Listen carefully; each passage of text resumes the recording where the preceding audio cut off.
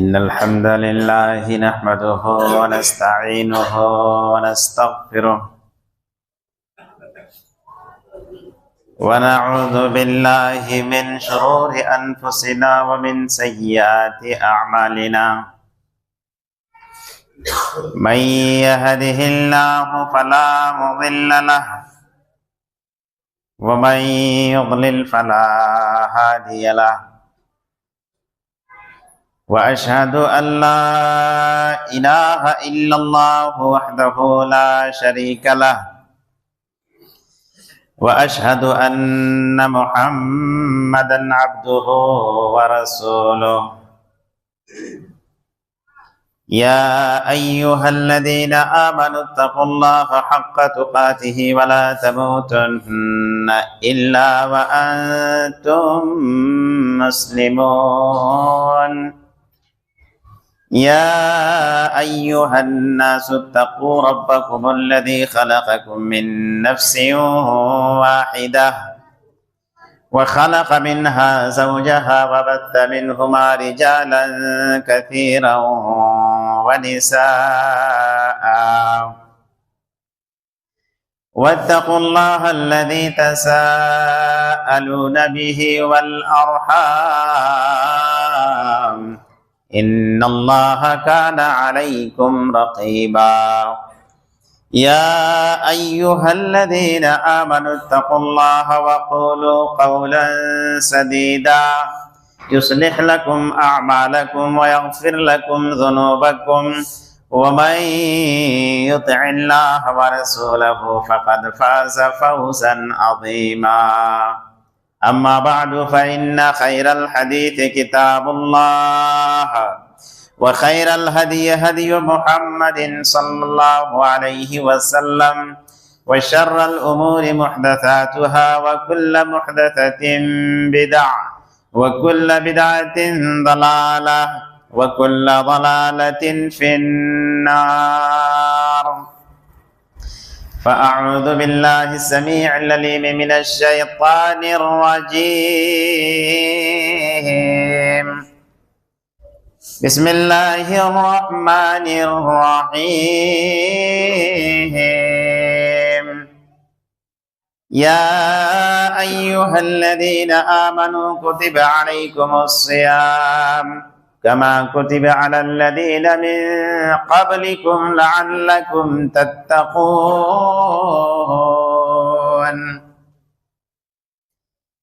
وعن أبي هريرة رضي الله عنه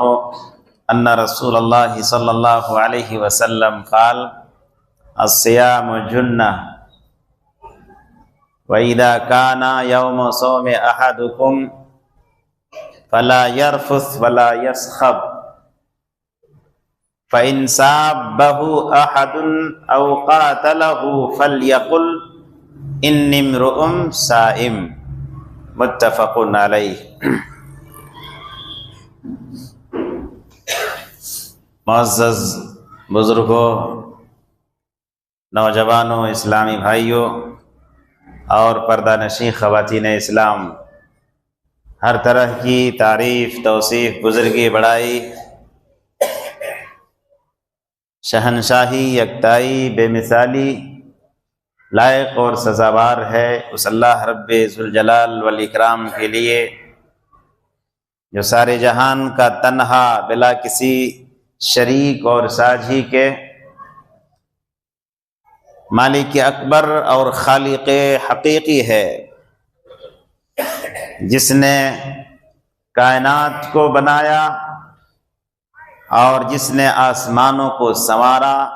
زمین کو بسایا ہماری خاطر۔ بعدہ اس وحدہ لا شریک کی جانب سے مبعوث کیے گئے تمام انبیاء علیہم السلام پر، اور خصوصاً ہمارے آخری نبی، پیارے نبی جناب محمد الرسول اللہ صلی اللہ علیہ وسلم پر انگنت و بیش بہا درود اور سلام کے پھول نشاور ہوں۔ اللہم صلی علیہ وبارک وسلم۔ برادران اسلام، بے حد مسرت و شادمانی کا موقع ہے کہ اللہ رب العزت نے ہم سب کو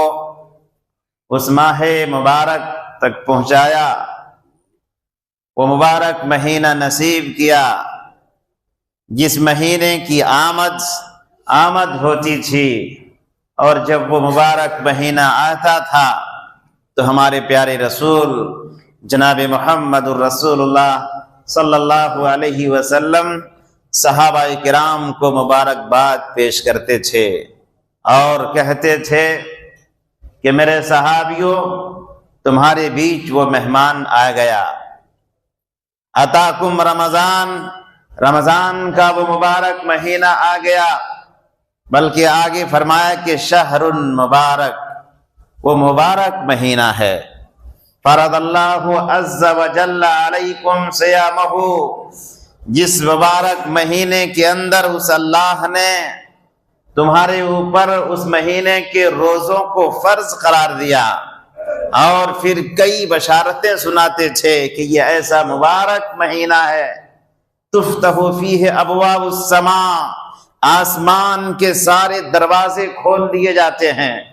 وتغلق فیہ ابواب الجحیم، اور یہ وہ مہینہ ہے جس میں جہنم کے سارے دروازوں کو بند کر دیا جاتا ہے، وتغل فیہ مردۃ الشیاطین، اور جو سرکش شیاطین ہوتے ہیں، انسانوں کو بہکاتے گمراہ کرتے، نیکیوں کی طرف آنے نہیں دیتے ہیں، برائیوں کی طرف لے چل کر اور ان کو اللہ سے دور کرتے ہیں، ان سارے سرکش شیاطین کو اللہ نے قید کر دیا ہے۔ فیہ لیلۃ خیر من الف شہر، میرے صحابیوں، یہ مبارک مہینہ ایسا مہینہ ہے جس میں ایک ایسی رات ہے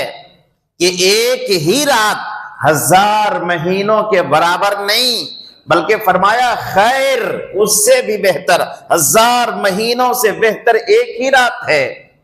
من حرم خیرہا فقد حرم، کیا بیان فرماتے ہیں آگے؟ جو انسان اس مبارک مہینے کی بھلائیوں سے، نیکیوں سے محروم کر دیا گیا، محروم رہا، تو وہ ہر طرح کی بھلائی سے محروم کر دیا گیا۔ پیارے نبی اس مبارک مہینے کی بشارت اور اس مبارک مہینے کی آمد کے بعد صحابہ کرام کو اس طرح سے مبارکباد پیش فرماتے تھے۔ آج ہمیں اور آپ کو بھی چاہیے کہ مبارک مہینہ آ گیا ہے، اس مہینے کے آنے کے بعد ہمیں خوش ہونا چاہیے، اپنی تقدیر پر، اللہ رب العالمین کے نصیبے پر ہمیں شکر ادا کرنا چاہیے کہ بار الہ نے ہمیں اس مبارک مہینہ یہ مبارک مہینہ نصیب فرمایا۔ بڑا سنہرا موقع ہے رب سے قریب ہونے کا، بڑا بہترین موقع ہے اللہ رب العالمین کو خوش کرنے کا۔ ایسا موقع پھر زندگی میں آئے نہ آئے، یہ مبارک مہینہ بھی آیا ہوا ہے۔ آج کے اس خطبے میں انشاءاللہ ہم یہ جاننے کی کوشش کریں گے کہ یہ مبارک مہینہ ہمیں کیا سکھا رہا ہے، ہماری کس طرح سے کن کن چیزوں کی تربیت کر رہا ہے، اور ایک انسان کو کس طرح سے اپنے آپ کو سنوارنے کی کوشش کرنی چاہیے۔ سب سے پہلی چیز یا پہلی تربیت کہیے، یہ مہینہ ہمیں اخلاص اور للہیت کی تربیت کر رہا ہے۔ آپ نماز پڑھتے ہیں، آپ کو کوئی نہ کوئی دیکھتا ہے، صدقہ کرتے ہیں، کوئی نہ کوئی دیکھتا ہے، آپ دوسری عبادتیں کرتے ہیں، کسی کو نوازتے ہیں، کسی کو کپڑا پہناتے ہیں، کسی کے ساتھ اچھا برتاؤ کرتے ہیں، سب کوئی نہ کوئی دیکھتا ہے۔ حج کرنے جاتے ہیں، دنیا کو معلوم ہو جاتا ہے، لیکن یہ روزہ ایک ایسا عمل ہے، ایک ایسی عبادت ہے کہ جب انسان روزے کی حالت میں رہتا ہے تو اللہ کے سوا کوئی نہیں جانتا ہے یہ روزے کی حالت میں ہے یا نہیں ہے۔ بسا اوقات ایسا ہوتا ہے کہ نفلی روزہ کوئی انسان رکھ رہا ہوتا ہے، اس کے لیے ہم ناشتے پیش کرتے ہیں، کھانے کا انتظام کرتے ہیں، جب آخر میں مرحلہ آتا ہے کھانے پینے کا تو کہتا ہے کہ میں روزے کی حالت میں ہوں، تب ہمیں معلوم ہوتا ہے کہ انسان روزے کی حالت میں ہے۔ تو یہ روزہ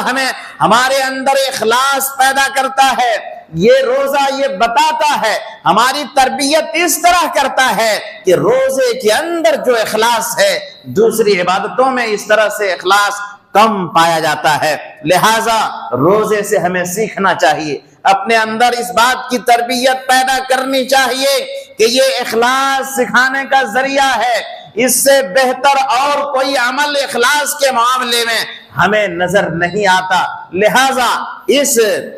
ماہ مبارک کو غنیمت جانتے ہوئے تربیت لینے کی کوشش کرنی چاہیے، اور پھر رب العالمین سے محبت کرتے ہوئے، جس کے حوالے سے اللہ نے فرمایا وَمَا لِأَحَدٍ مِّن نِعْمَةٍ إِلَّا ابْتِغَاءَ وَمَا لِأَحَدٍ مِّن نِعْمَةٍ تُجْزَى إِلَّا ابْتِغَاءَ وَجْهِ رَبِّهِ الْأَعْلَى وَلَسَوْفَ يَرْضَىٰ، کہ جو رب العالمین کی خوشنودی کے لیے کوئی کام کرتا ہے، رب کی رضا حاصل کرنے کے لیے اخلاص کے ساتھ کوئی کام کرتا ہے، وَلَسَوْفَ يَرْضَىٰ، تو ایسے عمل سے ان قریب وہ اللہ راضی ہو جائے گا۔ چنانچہ یہ اخلاص کا سبق سکھاتا ہے۔ ایک دوسری تربیت ہمیں یہ مبارک مہینہ کر رہا ہے، ہمیں بتاتا ہے کہ یہ مبارک مہینہ جو ہے تمہارے ایمان میں تجدید پیدا کرتا ہے، تمہارے یقین باللہ، اللہ رب العالمین کے اوپر یقین کرنے میں، اس کے اوپر جو تم ایمان لائے ہو، اس ایمان میں تجدید اور اضافہ در اضافہ ہوتا ہے۔ اگر کسی انسان کے اندر ایمان ہے تو اس میں اضافہ کرتا ہے، ایمان میں کمی واقع ہو گئی ہے تو اس میں تجدید کرتا ہے اللہ رب العالمین اس روزے کے ذریعے۔ آپ ذرا غور کیجئے کہ جو لوگ آج سے پہلے مسجدوں تک نہیں آتے تھے، 5 وقت کی نماز وہ پڑھنے آنے لگے ہیں، یہاں تک کہ تراویح کی نماز ادا کرتے ہیں، اور اسی پر بس نہیں ہے، پہلے 11 مہینوں تک وہ جھوٹ بولا کرتا تھا، وہ چوریاں کرتا تھا، وہ غبن کرتا تھا، وہ خیانتیں کرتا تھا، وہ لوگوں کے ساتھ ناانصافیاں کرتا تھا، لیکن یہ مبارک مہینہ اس کے ایمان میں اس طرح تجدید کر رہا ہے، اتنا اضافہ کر رہا ہے کہ یہ مبارک مہینہ روزے کی حالت میں بندہ رہتا ہے، جھوٹ بولنا چاہتا ہے، روزہ کہتا ہے نہیں، رب کے لیے روزے کی حالت میں جھوٹ نہیں بولنا ہے۔ چوری کرنا چاہتا ہے، کسی کا بغیر پوچھے کوئی سامان لینا چاہتا ہے، روزہ اسے منع کر دیتا ہے۔ لڑائی جھگڑا کرنا چاہتا ہے، کوئی اور کام کرنا چاہتا ہے برائی کا، روزہ اسے منع کر دیتا ہے کہ نہیں، تم روزے کی حالت میں ہو۔ ایمان کی تجدید، آج سے پہلے جن کے گھروں میں قرآن لپیٹ کر رکھا ہوا تھا وہ قرآن آج باہر آ گیا ہے، جن کے گھروں میں ٹی ویاں چل رہی تھیں وہ ٹی ویاں آج پردے میں پڑ گئی ہیں، اور جن کے یہاں گانے بجانے اور کئی طرح کے برے ماحول تھے وہ سب کے سب ختم ہو گئے۔ کیوں؟ وجہ یہ ہے یہ مبارک مہینہ ہمارے ایمان میں تجدید کر رہا ہے، ہمارے ایمان میں اضافہ کر رہا ہے۔ لہٰذا یہ مبارک مہینہ ہمیں درس دے رہا ہے کہ میرے بندو، جس طرح سے اس مبارک مہینے میں تم برائیوں سے رک رہے ہو، اللہ کے گھر کی زیارت بار بار کر رہے ہو، نماز تراویح میں کلام الہی کو بغور سن رہے ہو، اور پھر تراویح ہی نہیں، اس کے بعد تم پھر اس کلام کو سمجھنے کی کوشش دروس کے ذریعے کر رہے ہو، یہ بڑا نیک عمل ہے۔ اس کو سال بھر برتنے کی کوشش کرنا، یعنی برائیوں کے قریب نہ جانا۔ اسی طرح سے یہ روزہ ہم اور آپ کو اس بات کی تربیت کر رہا ہے۔ یہ مبارک مہینہ ہمیں یہ بتلاتا ہے، اس بات کی ترغیب دلاتا ہے کہ اللہ کی بندگی کے راستے میں بڑے صبر کی ضرورت پڑتی ہے۔ اللہ کی بندگی کے راستے میں صبر آزما بننے کی ضرورت پڑتی ہے۔ بلا صبر کے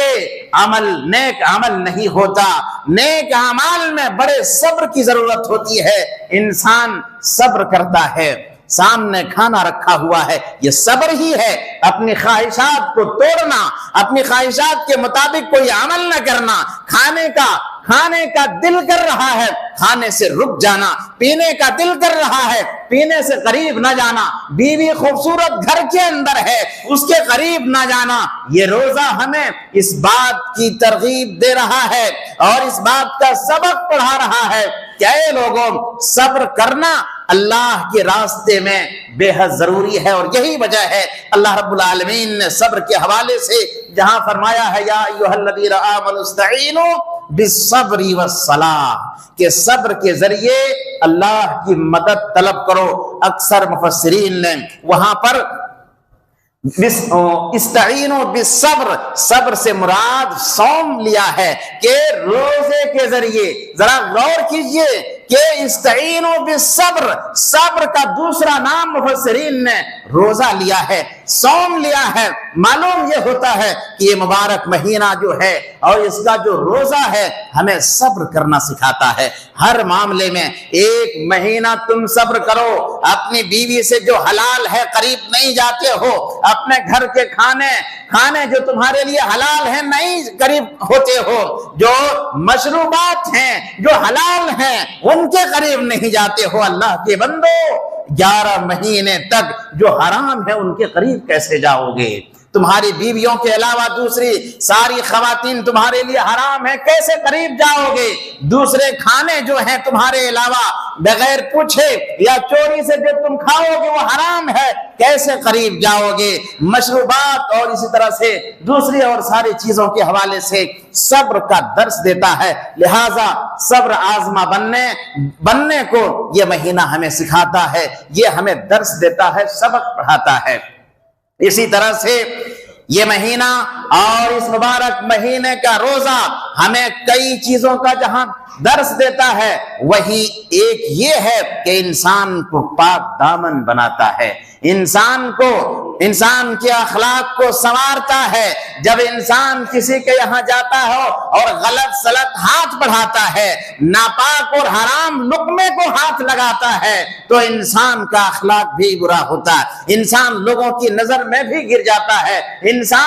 انسان کا کردار بالکل کچل دیا جاتا ہے۔ روزہ کہتا ہے حرام لقمے کے قریب نہیں جاؤ گے، پاک دامن بنے رہو گے، دنیا کے لوگوں کی نظر میں بھی تمہاری عزت رہے گی، بڑا مقام رہے گا، اور اللہ رب العالمین کی نظر میں بھی تم معزز اور محترم بنے رہو گے۔ لہٰذا یہ روزہ ہمیں پاک دامن بناتا ہے، ہمارے کردار کو سنوارتا ہے، ہمارے اخلاق کو اللہ مقام عطا فرماتا ہے اسی کے ذریعے۔ لہٰذا ہم اور آپ کو چاہیے کہ یہ مبارک مہینہ ہمیں جن باتوں کی تلقین کر رہا ہے، جن باتوں کا درس دے رہا ہے، جن باتوں کی تربیت کر رہا ہے، تربیت کو لینے، سبق کو سیکھنے کی ضرورت ہے۔ اسی طرح سے یہ مبارک مہینہ ہے بد کرداری سے بچائے رکھنے کی ترغیب دیتا ہے، یہ مبارک مہینہ ہے لڑائی جھگڑے سے ایک انسان کو دور رہنے کی تلقین کرتا ہے۔ پیارے نبی علیہ الصلوۃ والسلام بیان فرماتے ہیں کہ الصیام جنہ، یہ روزے جو ہیں یہ ڈھال ہیں، تمہیں برائیوں سے بچانے والا یہ روزہ ہے، لہٰذا کیا یہ روزہ تمہیں برائیوں سے، لڑائی جھگڑے سے، بد کرداری سے بچانے کا ذریعہ ہے۔ آگے فرمایا کہ وَإِذَا كَانَ يَوْمَ صَوْمِ أَحَدِكُمْ فَلَا يَرْفُثْ وَلَا يَسْخَبْ، کہ لوگوں تم میں سے کوئی اگر روزے کی حالت میں رہے، اگر کسی کے روزے کا دن ہو، فَلَا يَرْفُث، تو شہوت کو ابھارنے والی باتیں نہ کرے، یعنی فحش گوئیاں نہ کرے، وَلَا يَسْخَبْ، لڑنے اور جھگڑنے والی بات، لوگوں سے دنگا فساد نہ کرے، فَإِن كَانَ أَحَدٌ سَابَّهُ، اگر کوئی تم سے جھگڑا کرتا ہے یعنی گالی گلوچ کرتا ہے، او قاتلہ،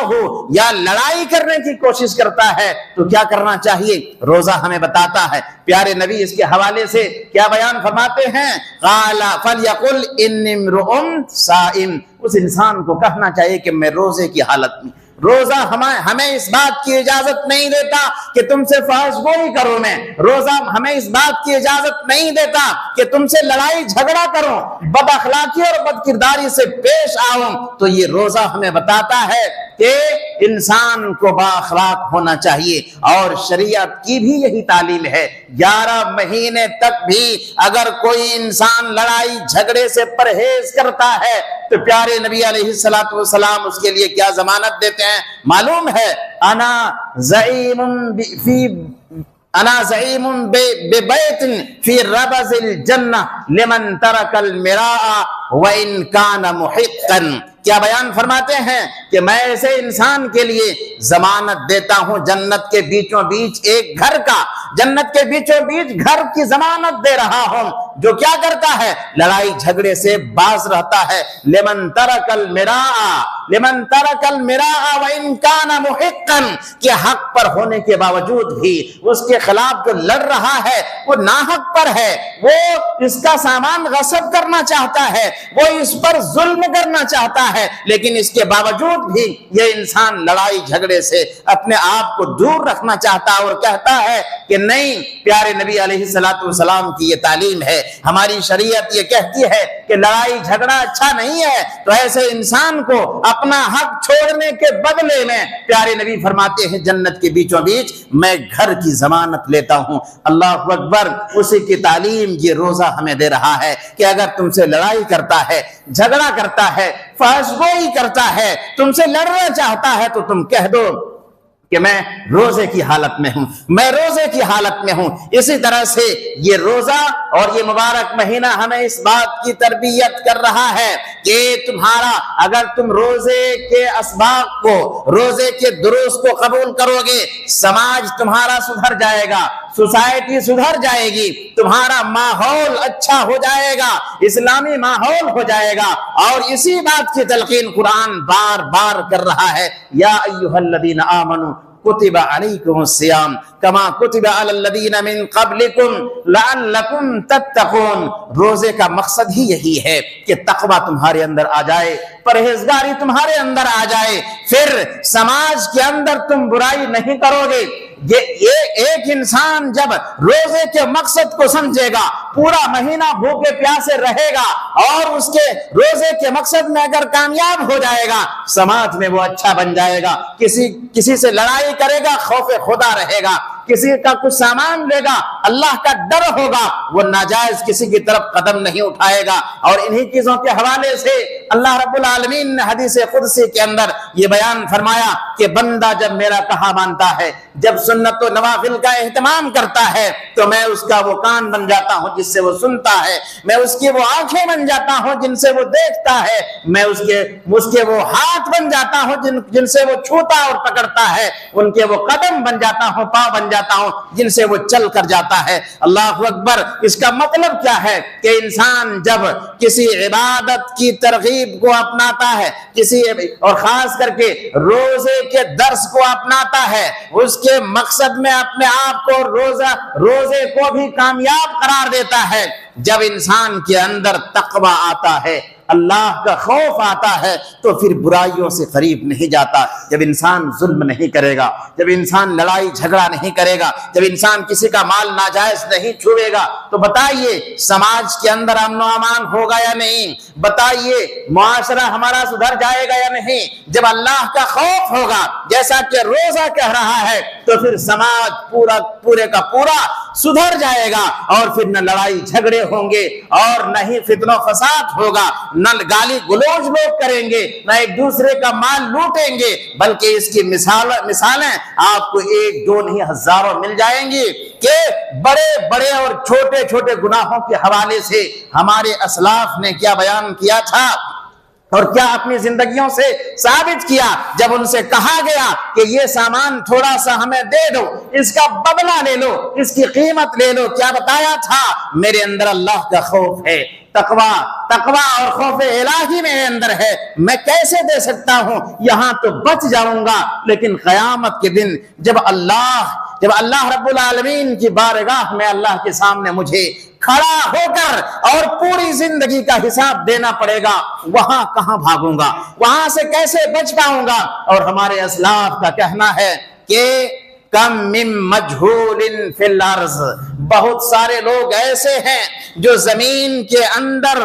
معروف نہیں ہوتے، مشہور نہیں ہوتے، لوگ نہیں جانتے ہیں، لیکن کیا ہوتا ہے؟ معروف فی السماء، اللہ کی نظر میں آسمانوں میں وہ بڑا مشہور ہوتا ہے، آسمان میں اللہ کا معزز اور محترم ہوتا ہے. لیکن آگے کیا فرمایا اور بتاتے ہیں اسلام، وَكَمْ مِن معروف فی الارض، زمین میں بہت سارے لوگ معروف ہوتے ہیں، مشہور ہوتے ہیں، بڑے نامدار ہوتے ہیں، دنیا جانتی ہے، آگے پیچھے گاڑیاں چلتی ہیں، اس سے ملاقات کرنا اکثروں کو نصیب نہیں ہوتا ہے، لیکن آسمان میں اس کی ویلو، آسمان میں اس کی وقعت کچھ نہیں ہوتی ہے، مجہول فی السماء، آسمان میں اس کا کوئی مقام نہیں ہوتا۔ لہٰذا میرے دوستو، اسلامی بھائیو، ضرورت اس بات کی ہے کہ زمین میں